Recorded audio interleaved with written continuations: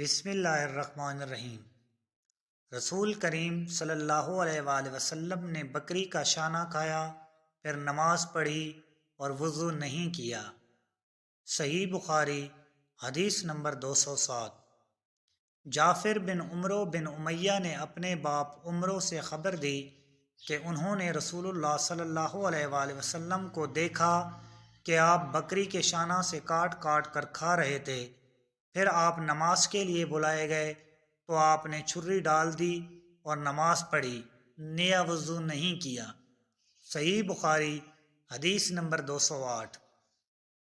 سویدہ بن نعمان رضی اللہ تعالی عنہ نے خبر دی کہ فتح خیبر والے سال وہ رسول کریم صلی اللہ علیہ وآلہ وسلم کے ساتھ صحبا کی طرف جو خیبر کے قریب ایک جگہ ہے پہنچے۔ آپ صلی اللہ علیہ وآلہ وسلم نے عصر کی نماز پڑھی، پھر ناشتہ منگوایا گیا تو سوائے ستو کے اور کچھ نہیں لایا گیا۔ پھر آپ نے حکم دیا تو وہ بھگو دیے گئے۔ پھر رسول اللہ صلی اللہ علیہ وآلہ وسلم نے کھایا اور ہم نے بھی کھایا۔